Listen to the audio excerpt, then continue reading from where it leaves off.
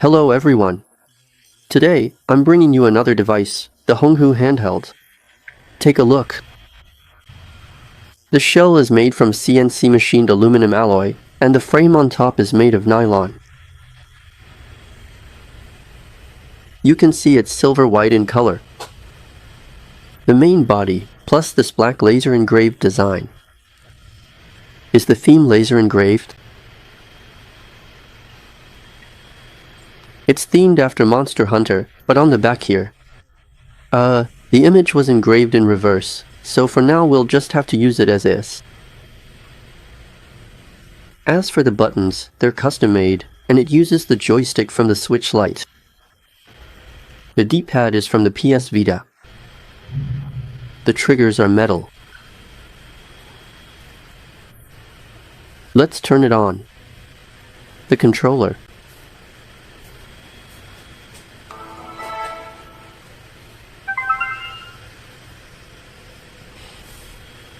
Now let's turn up the volume a bit. This will make it easier for us to demonstrate the gameplay. The texture of the metal shell feels really great. It's just that the weight might be a few dozen grams heavier than a plastic shell. But overall, for such a small device, the weight doesn't really make much of a difference. Let's power on the Tianma console. Here we see this again. Tianma boots up really fast. Then you can choose from various themes. And all kinds of systems. This screen has an aspect ratio of about 10 to 9. Let's test it out. The GD games can fill it perfectly. Let's find one. Let's use the black and white version. For the black and white GB, let's open this and find a classic game, King of Fighters 96. Let's take a look. The image fills the whole screen. The retro effect looks fantastic.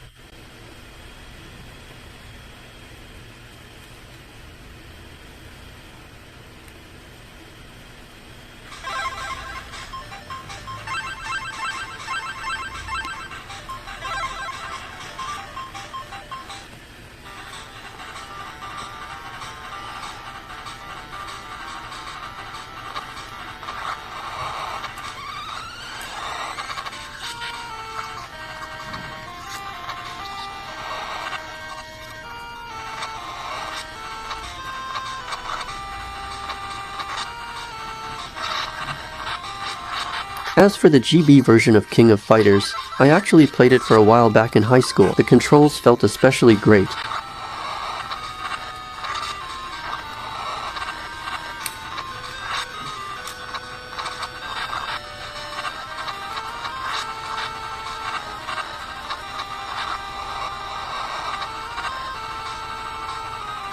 And pulling off moves was really easy.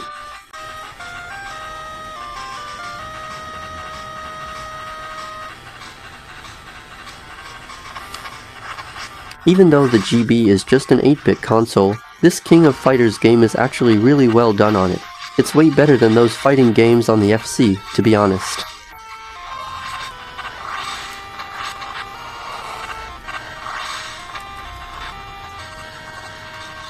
You know, a lot of FC games didn't even have things like the power gauge, and there weren't as many moves either. But with this one, the GB version of King of Fighters is already really close to the arcade version. Except maybe the character designs are a bit more chibi style.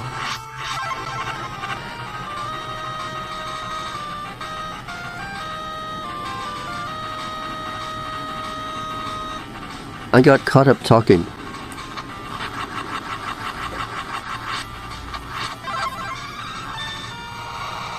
Here's a super move.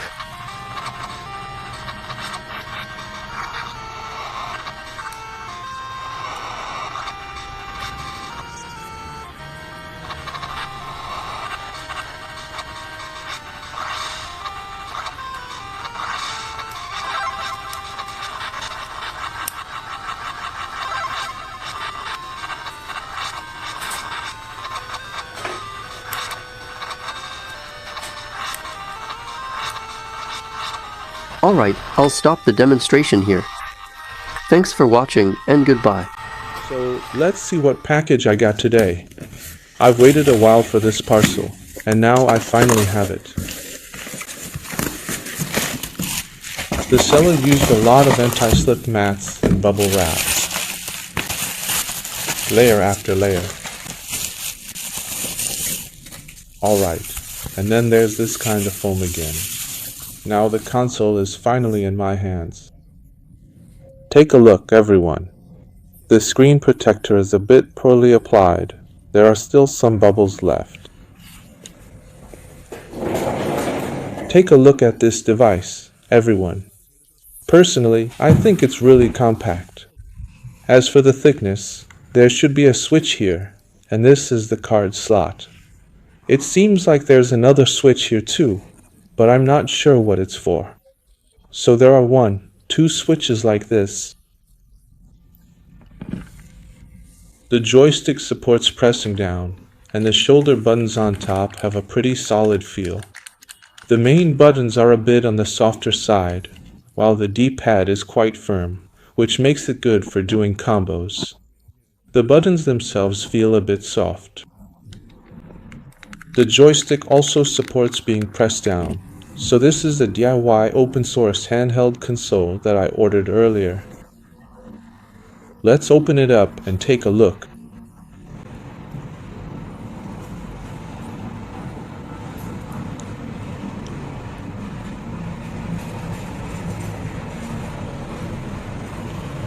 It boots up pretty slowly, and the logo hangs there for a while. This is the device from Yingchuang. It started up directly. So let's see what happens if we push this up. When you push it up, the speaker sound comes out. Does the joystick respond? Let's see. Alright, after my previous tests, this device is now working properly. As you can see, the joystick is functioning normally. Let's focus in, get a bit closer, even closer. Let's take a look. So let's go in. Let's try a GBA game first. Let's load up King of Fighters. The screen is now stretched to its maximum size, and except for the 3 buttons at the bottom, it's fully occupied. This screen feels like it's using QLED or OLED technology, with refresh rate and resolution. So, we can already play normally, and we can select characters without any issues. Now, to exit, you can press this button here to bring up the settings, but I'll just exit directly, since I personally don't think this game is necessary to keep running. Exiting. GBA is just too easy for this device, so let's try something else. Let's take a moment to check out exactly how God of War truly runs. As for the graphics, we've set it to use the Vulkan renderer, which leverages the GPU, and the resolution is set to 2.5 times the native. We haven't really changed any other settings. So let's see what the intro screen looks like. The screen has already automatically adapted to full screen, and the controls are really simple too. Since we don't have a save file, let's just watch a cutscene. After the opening cutscene, let's take a look at the actual gameplay experience. The performance should still be pretty good. At 2.5 times the native resolution, it runs very smoothly.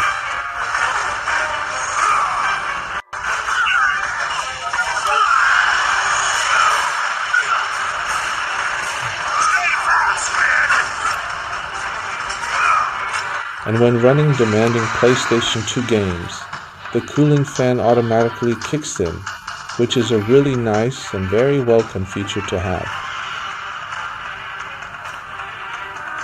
Let's exit this particular game for now. Break time equals 0.5s/now. Let me take a moment to check out a classic GameCube game.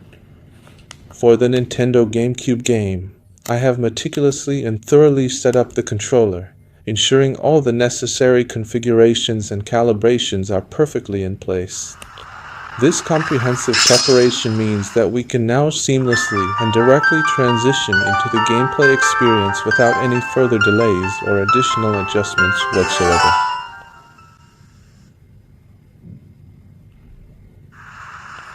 The resolution and image quality are already really impressive. And it's also fully and completely playable, right out of the box.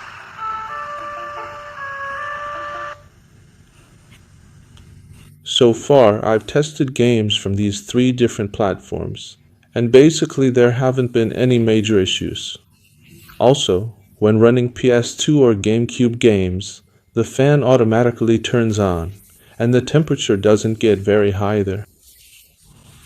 So the biggest issue here, in my opinion, is still with the grip.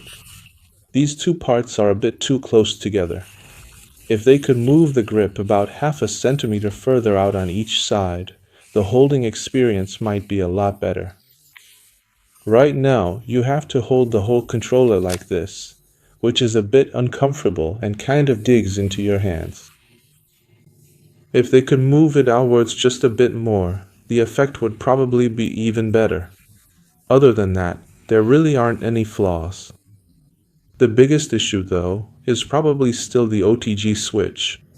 When you connect the controller, there's still a chance it won't connect properly. That's the main problem at the moment. Other than that, I personally think this device is already very well finished. It's great for playing around with, and the size is also really nice. And for me, this device will definitely be something I take with me when I go out. It seems like there's absolutely no pressure running anything up to PS2 on it. That's it for this unboxing video. See you next time. Bye bye.